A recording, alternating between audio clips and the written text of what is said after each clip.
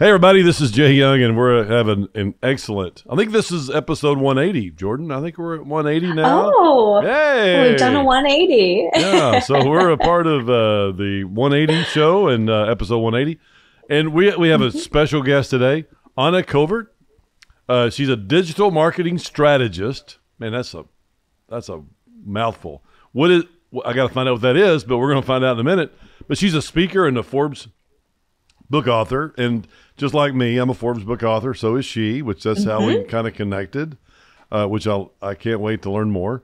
But she has a podcast, which she's going to have on the best guest in the world in about an hour. Which we're reciprocating a guest, and so she's going to be on mine, and we'll be on hers. Where she shares insights on digital marketing, branding, AI, and the future of online business. Is what she's on there for. And I will not be talking about any of that at all, period, because I don't know what that means, but I'm going to be smart here in a minute. I'm going to learn more about it. But anyway, she is, Anna, come on the show. I appreciate you being here today. That's a beautiful view that you have. That is not in my hometown of East Texas or West Texas, I guarantee you. Where are you located? I'm here in Oahu on the beautiful island of, in Honolulu in Oahu. Wow. That's Diamond Head. My head right there, and Waikiki. I have a great view. I'm not on my roof, but I'm sitting. I was going to say, it looks like you're standing on your roof. Are you safe? Are you harnessed in or anything? Or are you just sitting? Okay, good. Anyway, okay, good. I'm just up here just for now. I'm down right below my solar panels. So. There you go. I see those. Yeah. I see those. We need to throw those things away. And your electric cars. We need to throw all those electric cars away. We need gasoline. No, I'm just kidding. I know that smaller islands are harder to get at gasoline in and out, so solar is great. It works beautifully, and it is. We're not worried about that in the United States with our oil and gas supply because we're a long way from replacing all of it, and it is going to be there at one time, but that's okay. Until then, we just need to talk about what digital marketing. What is a digital marketing strategist? Can you kind of go in? I know Jordan knows this like the back of her hand, but just for some old guy, can you help me out with that? What does that mean? Sure. So really, truly today, it's rare that someone would have no experience with digital advertising. And even the small mom and pop has a website. They might have a GoDaddy or a Wix website. They've, at this point, boosted something on social media. They have an account. They've tried maybe some enhanced SEO, how they can show up more in search when trying to find and connect with customers.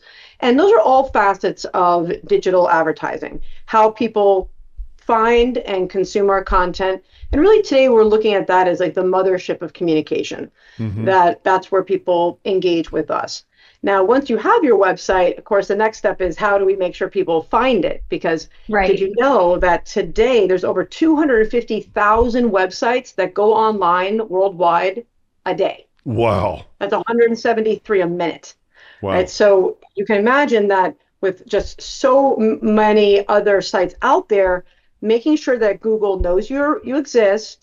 What are we trying to show up for in search? Because now with AI and the changes in search, people are also looking or asking questions of a chat PGT to give them a recommendation on how to find a solution or a product that they're looking for.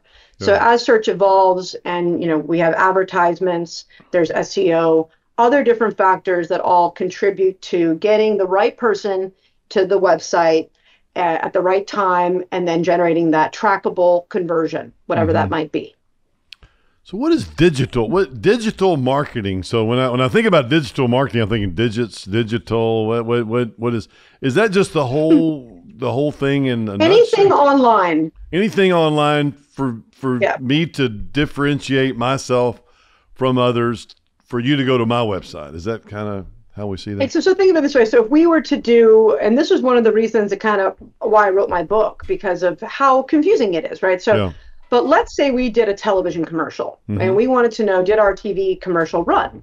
Well, we can call Nielsen, and Nielsen reports every TV station in the country, and they have a report and they can say, yes, your spot ran on this day, ABC or whatever it was, this time, this is how many boxes were tuned in. Mm-hmm. Now, if grandma slept through it or someone left the TV on for the dog, right, that wasn't their fault. That was fair. Right? Scarborough does it for radio. It records every radio station. So we know that our radio ad ran. There are even companies that follow print publications like magazines and newspapers and make sure they're distributed. There are even companies that will hire someone to stand under a billboard and click cars to make sure that if you put your ad up on the side of the road and they're saying that this many people see it, well, what's the proof of that, right? And that's traditional advertising. There's also direct mail that can be sent out. Those are the most common types of advertising that are non-digital. Okay. And everything else, and on your phone, on an app, anything that connects with the internet is a digital ad. Yeah. And those can even now include what's called digital out of home. So instead of having to pay to put up a billboard, like by printing it and having someone install it, and you have to sign a contract because it's expensive to print that material and have it installed, right? Now, a lot of what you'll see is billboards are becoming digital so that they can, rotate different ads. You can also change the ad quicker and start and stop. So that's part of the new world of digital advertising, but is extending all the way through. So now, the same things we love, TV, you can now watch TV on from different streaming services, right? You might have Netflix or Roku or different ways to connect and get all this different content, right? All of that is now a digital buy of TV, digital radio, and digital podcast sponsorships, things like that. Okay. It's interesting. When I had worked at Town Square Media, which is it's a radio company, but they really are digital forward. And one of their key things was measuring when an ad played on the radio, how much traffic then went to the website right after, and having that insight of play on the radio and then visits to the website and tracking all of that together was really revolutionary at the time. And I'm not sure how many more companies are now doing that, but having the digital capability to track better really does provide insight as to what's working and what's not. Because as we're seeing this constant evolution with marketing, one of the key things that you said is like, okay, you have this website. Now, how do you get traffic there? Because SEO can be a long game, right? Yes. Even now, we're seeing such an impact with the AI overview. It's killing a lot of traffic to websites. When you're looking at somebody who is, maybe a startup company or somebody who's really looking to enhance their website, how do they navigate this new landscape of AI integration into search engines like Google? And if you don't know, SEO is search engine optimization. And so typically you'll have keywords that you implement on your site. So not you, Anna, or Anna, I know that you know this, but to the listener, or Jay, search engine optimization, usually you have, X amount of keywords that you're tracking for your site that helps you increase your visibility or likelihood of visibility to rank better in search engines like Google. But with this AI overview, it kills a lot of that traffic, even if your keywords are optimized. So how do companies navigate that landscape in your vantage point? Yeah, you're exactly right. And what we're calling that is the movement towards zero click. Zero click means that I'm getting the answer that I'm seeking, maybe where's the nearest gas station or something like that, right? I'm getting it without having to click on anything, right? It's being delivered to me.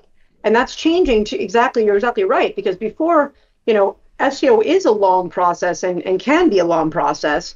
There's some tricks now to speed it up, specifically in the Search Console, which I'll talk a little bit about. But, really now, if you can't use an ad, like a Google ad, to get to the top of the page, now we have to, everything's like cycles, right? Now we have to say, well, how are we going to be recommended by the search engines and AI as one of these zero-click instances, because it's only going to get worse, right? Or longer answers. And really, one of the most important things the company can do is make sure that they do have search consoles, Google Search Console. It's free to sign up.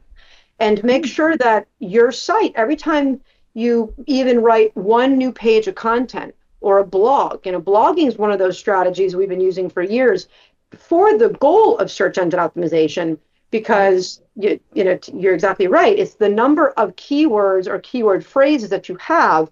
And if you have 100 and your competitor's got 1,000, well, Google's going to think that that's a more relevant answer. Right. And that's their job. The search engine's job is to deliver the best content to the consumer. And how they do that is through figuring out the rank. Right. And there's a lot of different factors that can step in there. But overall, what you'll be surprised on is if you do log in, maybe you even have your developers like, oh, yeah, we set up Search Console a long time ago. Okay, great. Go log in and look at the last time that your sitemap was read by Google. And you have to retell it, right? So now, and this is a big change where it doesn't just automatically do it anymore because they have so many sites coming online. You really need to remind it every time you change content or add something new that it's here so that it indexes it and you can appear in search, because it can be years, you'll find, that your site hasn't been reread. With the new way that things are moving. Yeah. Interesting. So how do you make? Go ahead, Jay. Well, I was going to say, how do you monetize that, or do you bring in clients to do SEO or this whatever Jordan said that word meant, or those? I feel like SEO is probably a big. There's really two big ones, but SEO and SEM. Yeah, we do both. My agency does both of those things, and we're doing a lot of what we call near me campaigns now, where which is like, so near me. So you have your website, and then / near me, and then we're doing every city and every county. We're doing a landing page for clients. Okay. And then what that does is it's really tied into this concept of localization, right? So how does Google know? If there's all these sites, they can say whatever they want to say about where they are located or who they serve. That may not be the case though, right? And so they're going back to looking for these location-specific pages to then feed to search to say, okay, and we'll all get a different answer. Like Jordan's going to see something different than I'm going to see, right? Because of our geolocation. So that's one way to just understand that you can't be everything to everyone, right? And that also is kind of what I would always recommend to companies is think about the most 5 questions that you would want to, if you ask the AI, right?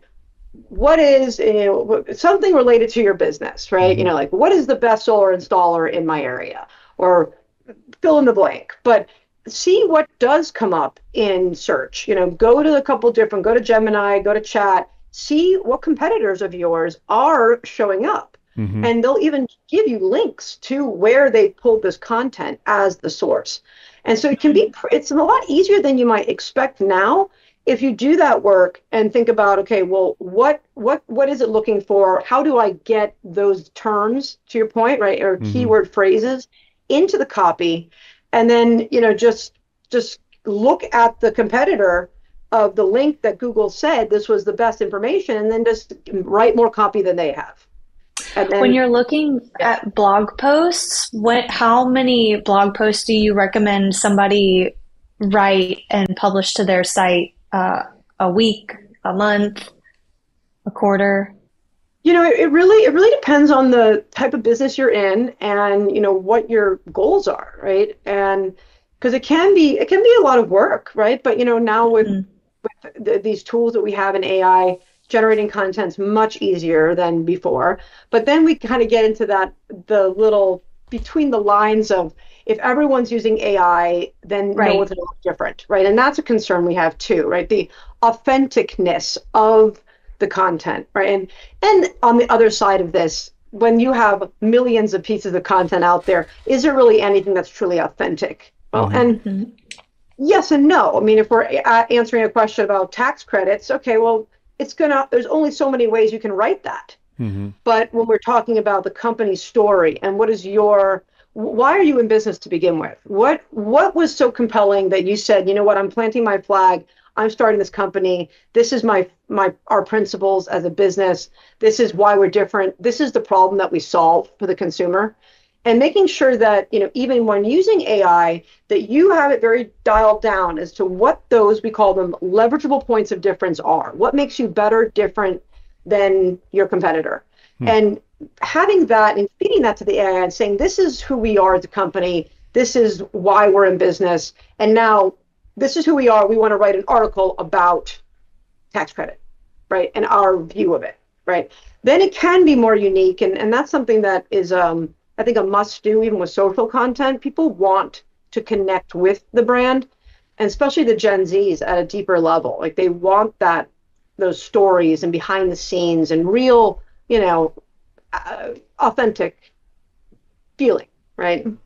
Yeah, absolutely. I would definitely say that the feeling, it's like they really want you to merge between the personalized and professional approach and then the educational content, which, Jay, you've been incorporating that. And I think that you've seen quite the impact from that, of like sharing like what your word of the week is and why that's your word of the week. And it's like being the face of your brand, but also having the professionalism of like, this is what we do, this is what we do well, but this is who I am, and this is why I'm choosing to lead, and this is how I lead. But like it's like soft selling, right? And whenever you're looking at content, it's always that 80-20, right? 20% selling, but 80% connecting, and making sure that like you're showcasing that you, as the leader, like Jay is doing, like you really believe in this, and here's why, and this is who you are, so that people connect with you. And once they trust you, then they are more likely to trust that brand and then take that next step of investing with that brand. I agree. And I think there's a big, another concern I have, and I thought about this a lot, now where you can there's technology so good. If you guys have heard of the deep faking. Yes. Right? Even Zoom, right? And I mean, it's so good. But at the same time, we could train, I could have an Anna AI, right? And it would be a video, it would look like video, look like me, it sound like me. And then I could create content using it. And I thought, wow, this is really cool. But at the same time, being a public figure, and, does that make you even more isolated? Right, because now people can't trust, is it the real Anna Covert or is it the AI, right? And if we decide as leaders or business leaders to go in that direction, I think it's important to be very clear, like visually, like maybe I have blue hair, or maybe there's something that is immediately going to be like, oh, this is Anna AI. And so that there is that level of trust still there as we move deeper and deeper into this dark web, I'll call it. Yeah. So if I'm a typical client, of yours, what would I do? Or let's just say, I could be a client. Okay. So I'm just trying to think for the people in the audience before they get too far down the road. They're thinking, well, I wonder if I could use this or not. So who's the type person that uses this business, and how do you turn that into money, I guess? Or what is it? That's a great question, Jay. Yeah. Yeah. So, no, go ahead. I was going to say. So I was going to say, I'm an entrepreneur. So in addition to the largest digital marketing firm here in Hawaii, but national reach, and specifically in the home services space. So lots of solar, roofing on the mainland. I work with manufacturers of solar and roofing and all different types of companies all over the country. But why I wrote my book that Forbes published last year was exactly, because what's happening in my industry has been so traumatic in the last couple of years. What I mean by that is, as we've already talked about, most people have had some experience with digital advertising at this point. Everyone's got a website, they've done social media, they've done some email marketing, things like that, right? And thrown some money away. Right. And what's happening is that the fraud is becoming so bad, right? And there are so many people out there selling that they know how to do digital advertising. And I was talking to clients of all sizes from all industries. I had mom and pops, I had these big Fortune 500 companies. And the story was the same. That by the time they reached me, they had already been through 3 or more agencies, often spending hundreds of thousands of dollars without the promised result. And I had people crying to me on the phone. Like, where had I been? And, the last agency just told me I had to spend more money. And now I've spent all, and And so I realized that we had to get the word out faster because I couldn't help everyone, right? But by just with my partners and knowledge and expertise, that I could make this meaningful change if people read the book, right? And we're using these resources. And even if they decide it's too nerdy and I hope that everyone listening to this will use this as inspiration, because I hear a lot of times people say that they're not technical. And I want you to realize that you are technical. Everyone is more technical than they think that they are. We all have smartphones. We're logging online. We're doing all these things that are online. You must not allow yourself to be trapped by thinking that you're not smart enough, because you are smart enough. And you don't have to do the campaign yourself. But the most important thing is that you understand how it works so that you can protect yourself from this growing fraud. I mean, half of all clicks today are fake online. 60% or more of programmatic advertising is fake. Right? We talked a little bit about at the beginning about how when we bought traditional, there's all this third-party oversight telling us that yes, the spot did run or it was distributed. There is no third-party oversight online at all. So you have to believe the person who is doing your advertising. If I say, oh, I served 1 million impressions, well, how do we know? And that should scare you, right? And the good news is there are partners, there are tools out there that will allow this third party, it's like internal verification of, that we know that it was viewed, because we can expose the ad so that we know it was delivered, we know it was seen. And there are just so many ways people can be taken advantage of. But in my book, I share some really easy tips that anyone can do to just hook up with, one of my favorite companies is ClickSees. They're a Tel Aviv-based company, but they do fraud prevention. And it's only like $60 a month, and you can hook in your Facebook and Google ads, and you'll see immediately a 60% savings. Wow. And you might ask, who is clicking on these ads? And I got to tell you, it is the platforms. It is Google. It is Facebook. They have deployed their own bots to click on their own ads to inflate revenue, if they're even being served at all. Okay. And we can record all these transactions, that we can see that they're fake. And that's just the first layer, right, of what's happening. And now, with programmatic advertising, which is CTV or connected television, online streaming, all these other types of distribution, there's, we're seeing up to 80% of it being fake, right? Wow. And even from really big providers, which I won't mention names, but people that are saying that they're the leaders in it and really don't know what they're doing at all, right? So my hope is that people realize that, they are, if the data is not, if you have a campaign and you're paying for it, I don't care what it is. If you're paying Facebook or you're paying Google or you're paying anyone for traffic to your site, and you have an expectation of a conversion, right? You're going to make money somehow, right? How? Well, you're going to shop, people are going to transact the credit card, they're going to fill out a form, they're going to call, we're going to track all these things, right? Now, if you're spending money and you're getting traffic and it's not converting, there is no amount of money more that's going to help you change that, right? Wow. You don't just add more money because you're already getting traffic and it's not converting. So then you say, okay, well, why? Why is it? Do we have a website issue? Maybe mobile's too slow. Maybe people are bouncing. Maybe there's a button over the part that says buy, and then they can't click on it, right? You have to dive in and figure out what is the reason, and if it's even real traffic at all, right? And so I think, pushing the pause brakes, and use your spidey senses and your intuition, because it should feel, if you don't feel like it's working, it's probably not working, or you would know, right? Because you'd be happy and you'd be making money. Yeah. And if you're not, stop what you're doing. $1 more isn't going to help you change that course that you're on currently. You need to switch direction. Yeah. Yeah, it's really interesting.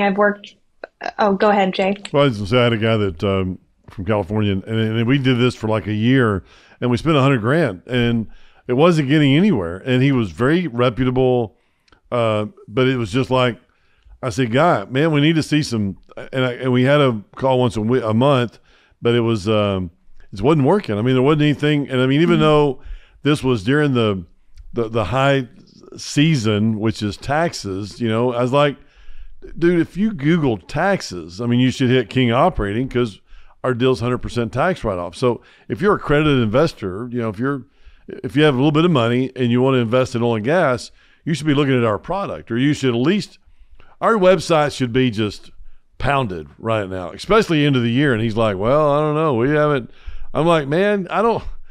So, we had to quit doing business with him, but it was just so, it was like a year-long contract. And he said, give me a year. And I just kept signing up for, I kept sending him money, and I was like, oh man, it just hurt, yeah, I mean, and I think that's one of the farces that we all subscribe to. I mean, even me too. I mean, when I went to business school in Boston 20 years ago, and we didn't have digital advertising, right? We had websites, but they were like a brochure, right? Like Web 1.0, and that's it. And how I learned the things that I've learned now have been through years of trial and error, right? And working on the data and understanding that, and I've been taking advantage of plenty, right? And I write about it in my book, the stories and the things that we've learned. But it's the idea of, it's going to take 90 days for it to work. Okay, well, hypothetically, maybe it makes sense. You need to have some data points, but now that's not how I feel at all, because if it's set up correctly and if it's real traffic, there's no bots, if we know there's a conversion that we're going to be tracking and it's mapped correctly into Google Ads and into Google Analytics, then once we start sending traffic, we expect to see, the only time it's a little bit different is depending on your industry, right? There's longer windows of purchase, right? Mm-hmm. If I'm just going to buy, a lower consumer good, like a book, right? It's not a very long window. I get the ad, I go, it's the book I want, I buy it. But in the case of solar, a car, something longer tail, then we know that it's going to take longer, right? Mm-hmm. What is that average journey, though? And that's another part that we have to determine as a business, right? Each business needs to be looking at that. When I get an inquiry, what is the sales process? How long does it take once we get that inquiry? And maybe asking them some questions. How long have you been shopping for this? Mm-hmm. Right? If it's health insurance, it's once a year, right? If it's, so it really depends on the cost, the commitment, and then your sales cycle to determine, okay, if I send traffic today, when will I get that money back? Because oftentimes it's another problem people have, they'll pull back too soon. Like maybe our window from first visit to conversion is 45 days. They spend all this money in July. They're like, oh, this isn't working. They pull back in August, but that's when they needed that other click and they didn't get it. And now they feel like it's all been an error, when in fact that was the customer's journey. Yeah. And that's part of the learning, right? So you have to commit to like some at least 3 months. And a year is good, but not with the same strategy doing the same thing. It's like, what is the learning here? What are the KPIs? How will we evaluate success? And so that we can determine quickly, all right, we know now it's 45 days. We know the customer is looking at this content before converting. Mm-hmm. Why are they not converting now? Well, it goes deeper, right? To the traffic source or time of year. It all matters. Even the weather can impact the purchase or, the cycle of online behavior. Mm-hmm. And also content fatigue. Sometimes you have an ad running and then, people have seen it too much and then it becomes white noise. So like you said, there's so many different factors into it. But one of the things that you also hit on there is like, while it may not take 90 days to see results, if you have brand identity and brand alignment across the various sources, right, from website to ad to to your internal mission mantra, like everything has to be in sync and have that brand identity. Otherwise you have the customer getting confused. But along with that brand identity and pushing out those ads, it's also a part of like, you have 90 days to kind of, in my opinion, see the baseline of where you're operating at, and then you can adjust from there. While you can see the immediate results, I really, whenever I'm helping people with their ads, or just content initiatives in general, I always say, give us a month to like get this started. we can tune up a little bit in month 2, and then by month 3 we can kind of see where our baseline is at, and we can make adjustments through there. But like, it does take time. It's not like some switch that you like automatically go on and, oh my gosh, all of a sudden I'm getting results, and I'm not sure if this is still true, but I know in radio, like, it took 7 times of hearing something for it to start resonating with the listener, right? So if we're looking at social media and the people who might be seeing your stuff, you're going to see more results with paid advertising than you are with, with organic content, depending on how specific your industry is. But it is so interesting to me to like see all of those different variables and factors. Cause you've worked with many different people, I'm sure, Anna, or Anna, but is it Anna or is it Anna? I don't want to keep saying it wrong. It's Anna, but I will respond to Anna. anything. Okay. Anna. Okay. Well, Anna, I'm sure you've seen both people, but I've worked with people who, were like, oh, well, we'll just boost this post and then it'll reach X amount of people. And then we'll have all of these views and all of these likes and comments, and that works. But then it's like one boost and then you've paid that money and then it goes away. And like, you're not really making momentum.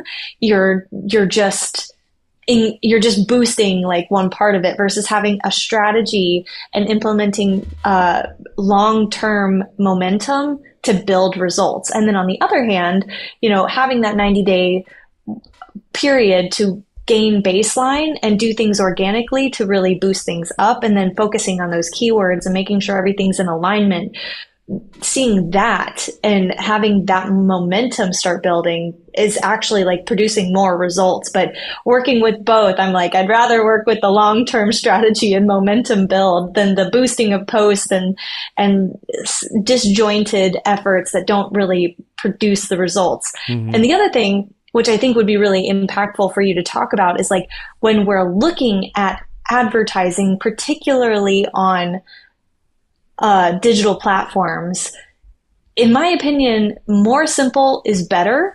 But I find oftentimes when companies are going to advertise, they try and throw everything out there in one ad, everything in the kitchen sink, and they're like, we're doing all of it. It's all happening right here, and blah, blah, blah. And it's all text, and you're like, I can't even read this thing. Do you want to talk a little bit about like when you're getting started with advertising, what does that look like in 2025 for companies, especially in the energy industry? We're seeing so many people starting to get into the advertising digital realm, and they don't necessarily know where to start. So what would your advice be for them? Yeah, thanks for that. And just to kind of do a quick little recap there, like, so what you're talking about, it's still true today. It's called critical mass messaging. So there's actually a mathematical equation in marketing that says that if someone wants to become aware, if we want to move them from the top of the funnel, awareness, consideration, intent, action, they do have to see at least 4 to 7 messages over 7 to 10 days. Right? Oh, and that okay. will give you like a 2% conversion. So think about like the McRib, McDonald's, right? Every year it comes out for 1 month. Why does people spend all this money? Why do they spend all this money on something around for 1 month? Well, they have data to back up that they can steal market share from another quick service restaurant, over that time. But they're not going to wait 7 to 10 days to serve those impressions, right? Because then the promotion's half over. That's why you might see an ad back to back, right? And you're 100% right. 7 to win. If you remember nothing else, 7 ads is what is required for a human brain to be like, oh, remember something. Right. But it has to be over a certain period of time, because if it's over 7 impressions over half a year, well, you won't remember that. Right. So it's got to be in a short period of time, and then it really does still matter. And then the second part of that, I think, is remember always that the consumer is watching. When you say digital, right, there's lots of different screen sizes. Right? There's a mobile phone, different size mobile phones, right? Every time they come out the new screen, that's a new resolution, right? There's iPads, there's laptops, there's big displays. So if your ad looks great for you on a computer, well, think about it. If your logo has got a tagline in it, and it goes into mobile, well, is it legible? No, it's not legible. So you have to really think, and I know a lot of, I make new logos for clients a lot. And at first, everyone has the same experience, like, oh, like, we love our logo and it's worked great. And that's fine. Just like a sofa. You might love a sofa, but maybe it needs to be modernized. Maybe it's looking a little, and for the consumer, think about Starbucks. They've updated their logo 5 times. We don't recognize the difference, right? It's just, they're refining it to make it more accessible to the audience of today. And that's what you should be thinking about. Is your logo okay on a mobile device, in social media, and does it need a facelift, right? And then on that same thread, that's one of the best parts about digital is that you can try a lot of different creative out, right? Because it's easy to change and to update. You don't have to print anything.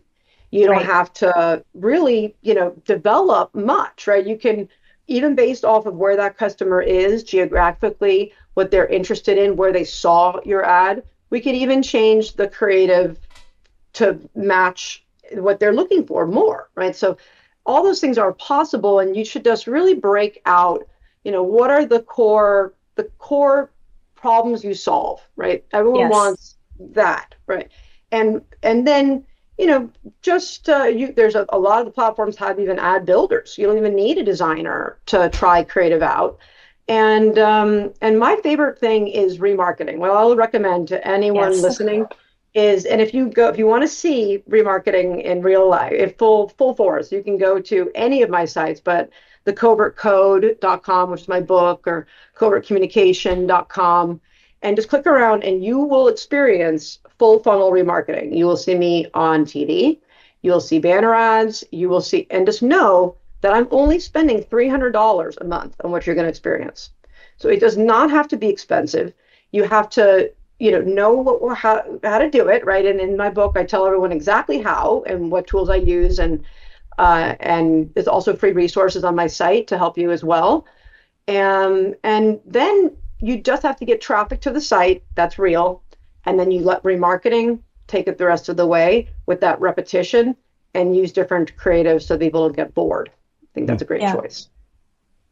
Wow. Jay, right. I feel like you have questions. Ask away. I know. I'm just sitting here thinking about it. I mean, she wrote the book, the Covert Code is the code, is the book that she wrote. And I mean, it is kind of a code. It's a mathematical equation. It's digital. There it is right there. There you go. Yeah, that's my book. And I was just, yeah. We need to get copies for sure. Thank you. And I'll send you a copy of my book too as well. Here. Perfect. I love doing the book swaps. Anyway, just thinking about it from a standpoint of all I'm looking for, and this is what I went to this guy about, and after 6 months, I'm just sitting there spending all this money, and I'm just like, man, come on, let's go. Where's some leads? I mean, I want to pop somebody on the website, and this is what you're talking about, right? Is that if I called you out of the blue and I said, hey, I've read your book, The Covert Code, and I think you're remarkable and the most brilliant mind in the business, I want to do business. What happens there? What do I, and if I tell you, hey, this is what I want, Anna, you tell me if you can do this or not. If I give you money, for my money, you're going to give me people that's going to go to my website. And so, yeah. How does that work? How does it? Tell me how it works real quick. I know. Jay wants to make money. I'm trying to figure out. That's a good question. So people often one of the most common things I hear is, how do we decide what a budget is? How do you make a budget, right? And there's 3 ways you can make a budget, right? There's the all you can afford method. Mm-hmm. There's a percentage off the top. Like last year I did X amount of million and this percentage is in marketing. Or the way that I like to recommend, and my favorite way, is objective task. What are we trying to achieve? So let's say it was, you wanted to sell more tax services. Well, then I ask you, is every customer worth the same? And you're going to say no. Some are enterprise customers, some are, small individuals, so we want to assign weight, especially in the energy industry. For instance, let's say it was residential versus commercial solar. Very different timelines, very different targeting, different amount of value attached to these projects. So we need to figure out what is our goal. Okay, I want to grow this part of my business, residential solar, let's say, by 20%. all right, well, how many jobs on average does that mean that I need, right? And now of all the times that I have the opportunity to meet with someone, a lead, let's call it a lead, right? What percentage of the time do I win? Because we need to determine the conversion rate. Okay, I'm going to get you leads. People are going to come to your website, fill out a form. Then it's in your hand. Of those, how many people did you meet with? Mm-hmm. That's the price per demo. Of those, how many people signed contracts? Now we have the conversion rate. Then we say, okay, well, what is a new customer worth to us? In an industry like taxes, I would expect people don't go, once they're a customer, they don't ever leave, right? So there's a lifetime value there. But we would also say, all right, well, this customer is worth $500 to me. All right, great. Now we back it out. We say, we need this many leads to get this many customers, right? And if we're willing to spend $500 per the end result, this is what the budget becomes. Then, so that's our dream state, right? And then we're like, okay, now I go out there and I see how much do I think it's going to be to drive the traffic to your website for that specific audience, right? I'll look at cost per click. How much does it cost per click on Google? I'll look at audience profiles and different types of online choices. What is our buffet of selection, right? And then I'll say, okay, yeah, I can see that there's, in this market you're in, this is how many monthly searches are for tax preparation. This is, the average cost per click is $10. And I believe that with your current conversion rate, that we can achieve this goal. Okay. Or we might say, you know what, maybe it's not realistic. We have to reset our expectation or increase our conversion rate. Like, why are we only selling 25%?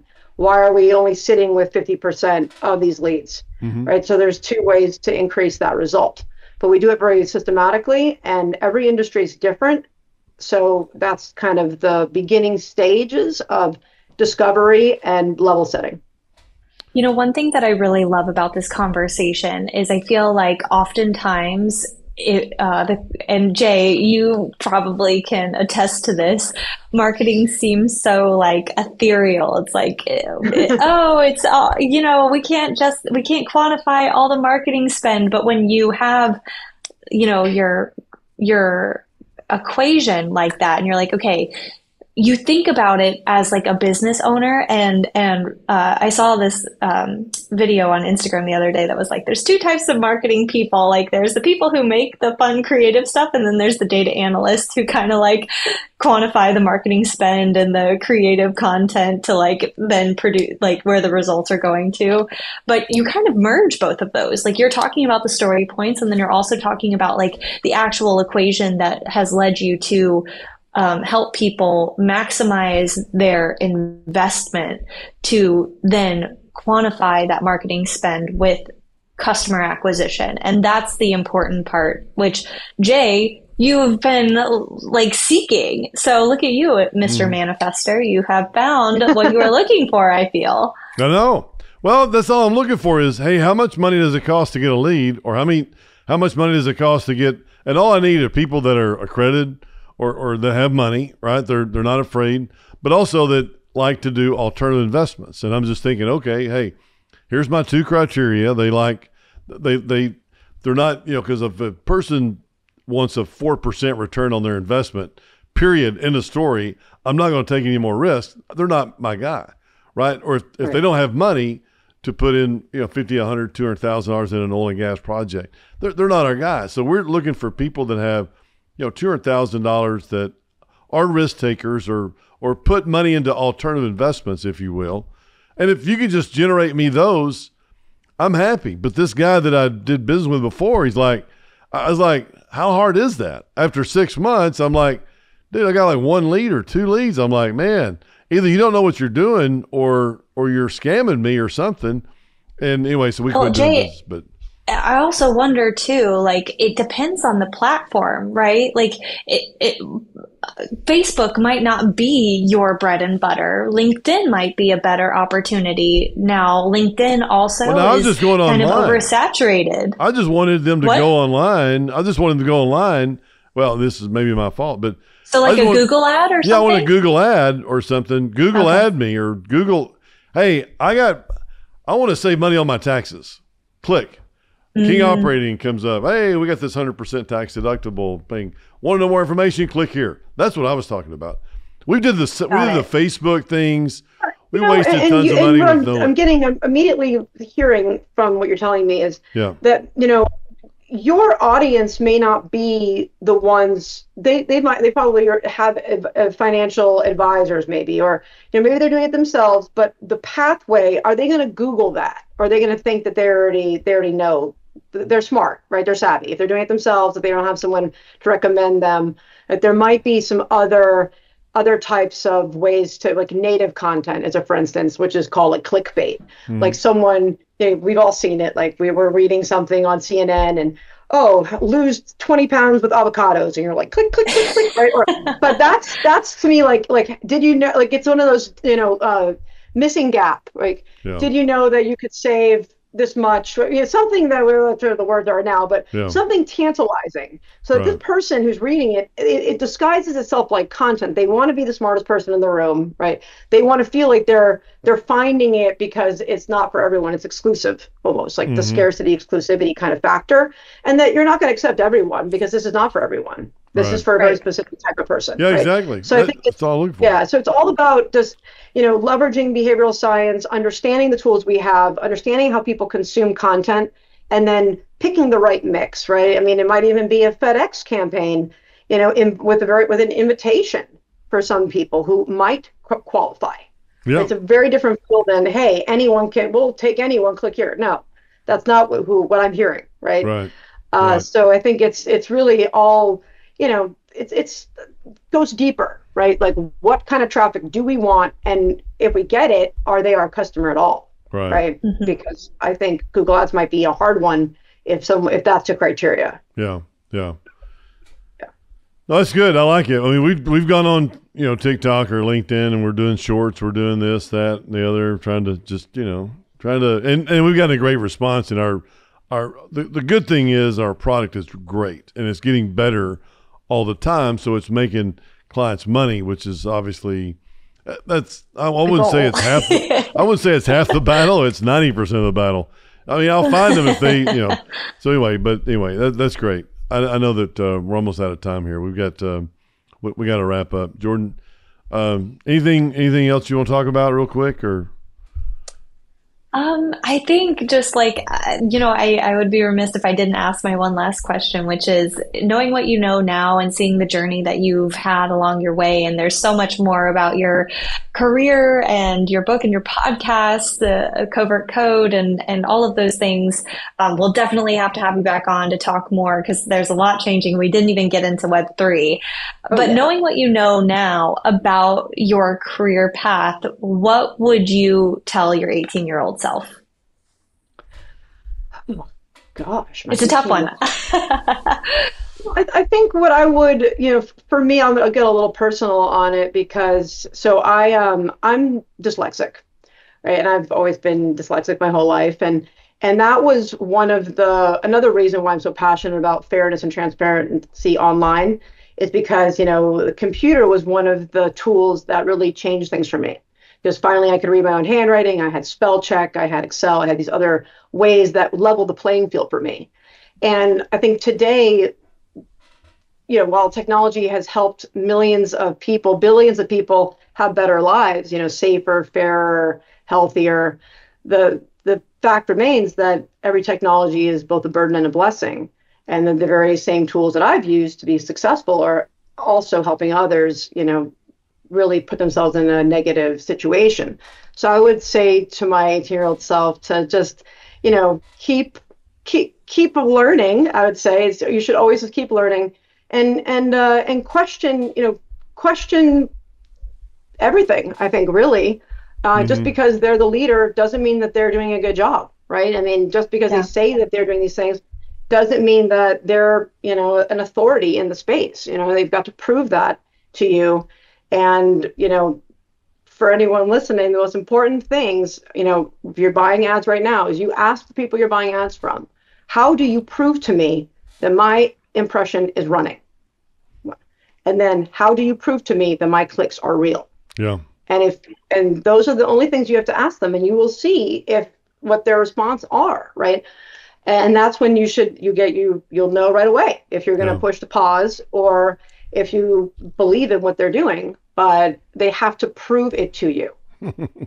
That's awesome. I wish I'd have known that. I had hundreds of thousands of dollars ago. I mean, because, not only would I have learned, hey, this is what I wasted that money, but I wasted that time. Time is so important. And I relied on for 6 to 8 months, or it took me a month to get the contract. I mean, it's like probably a year's long worth of money and effort spending time on that, and it didn't work. And I'm like, if I'd have asked the right question in the very beginning, I could have gotten more information and learned maybe this isn't who I need to do business with, and I'd have gone with somebody like Anna with the Covert Code that wrote the book, the Covert Code, yeah, and she has her own podcast.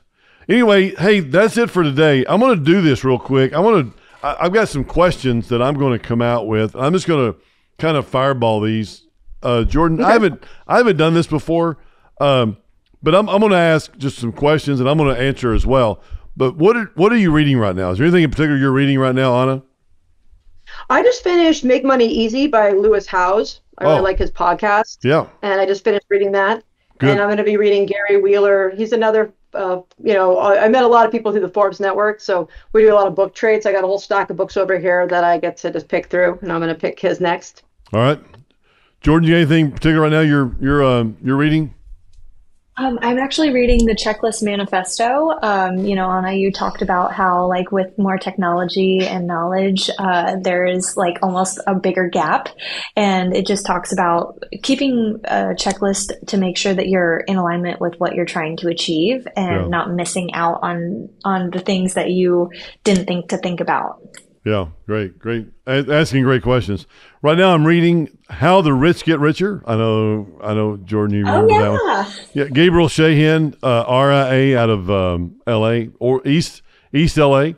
And L.A. is Los Angeles, not Louisiana. Just kidding. My buddy said the other day, I said, where are you from? He goes, I'm from L.A. I said, you don't sound like you're from L.A. He goes, yeah, I'm from Louisiana. I go, okay, well, yeah, that makes sense. not the L.A. But anyway, he's from Louisiana. What are you listening to? Anything in particular you're listening to right now, Anna? Listening to? I like to listen to, I'm a big meditator, so I listen to a lot of Dr. Joe Dispenza. Okay. Oh. All right, that's good. Jordan, you got anything you're listening to right now? Anything, any particular? I just found Mel Robbins. I don't know if you know this, but I did break up with my boyfriend of 3 years. So it's how to get over heartbreak and the neurological and body and the separation of all of that. And so, not to intellectualize feelings and not process and feel the feelings, but more of to understand what you actually in your whole being goes through during a breakup. So, and how to come out stronger. There you go. You will. I know you will. You're awesome. Thanks. You're an awesome person. And it's his loss. Give me his number. I'll call him. Tell him. Oh, I broke up with him. We're good. He already knows he's pretty screwed up. I'm listening right now to The Fort. Chris Powers, The Fort podcast. It's an incredible podcast. I love it. I mean, he's had a lot of great people on here in the private equity business. He's had some oil and gas people here, but he's had the godfather of the private equity oil and gas business, which I really do respect a lot, Ken Hirsch. And anyway, just that. So that's kind of what I'm listening to right now. Word of the week right now, it's blessed. I said blessed. The word of the week is blessed. It's like you're being grateful, making sure that you're grateful for things, or what are you blessed? Why do you feel like you're blessed, or what should you feel blessed about? And I think that's a very important word. And I love that because, a lot of times we go the negative trait, or we can get off that negative side, and we want to make sure that, hey, what, we're thinking about the things, what are the 5 most important things, or 5 things you're grateful for, this week. So Jordan, what's something you're grateful for this week? Oh, well, I'm grateful to be able to be on this podcast and talk Oh, with amazing people. I know. It's such a sucker answer. I know. I'll put a No, little extra in your envelope. I'll put some, no. No, I'm actually really grateful for the beach. I was able to get to Pensacola this past weekend and just kind of decompress, and that was really, really nice. Yeah. What about you, Anna? Oh gosh, there's so many things I'm grateful for. I'm a big, and you mentioned manifesting, so I'm a big believer in, in just seeing the future, and I'm grateful for just every breath and this meditation I've been doing recently. It's really about connecting with your heart and the coherence, and just really being grateful for every moment of your life that you're alive and breathing. And I think that that's really powerful. Mm-hmm. That's awesome. That's awesome. Yeah. Well, a show that I'm watching right now, well, not binge. I've already watched it once. I'm on the second time. My wife and I barely got her through it, but Landman. I'm watching Landman. Oh, I love Landman. Yeah. I loved it. Like my second time that I've watched it, and I watched a lot of the shorts on YouTube. I'll catch myself watching a lot of the shorts, the most important things. But I love the show. I think it's great. Matter of fact, Wednesday, 2:00, I'll be on site in Midland, and I'll do our live 2:00 Wednesday update, oil and gas update. Jordan, you need to be on there too. It's something brand new I'm going to do, but I thought it was pretty cool. So, anything else you're watching? Can you beat Landman? Anna? I just started watching the Wednesday Addams with my daughter. Oh, yeah. The new one's out, and it's fun. It's a great show. So I've been watching some of that, and I like to watch Gaia app and I like science things. I'm a nerd, so I like to watch things about quantum science. Yeah. Not nerdy, just insightful. Insightful. There you go. Hey, I love it. And the Bible verse of the week, I'm going to go with Joshua 1:9. Have I not commanded you, be strong and courageous? Do not be frightened and do not be dismayed, for the Lord your God is with you wherever you go. I love that one, and I use that for courageous, and I think that's that's awesome. So I want to come back, and I love this. If you have a Bible verse of the week that you want to share with me, put it on. We'll put it on right here, and appreciate everybody. Thank you very much, and everybody have a great week, and we'll see you back here next week. Thank you.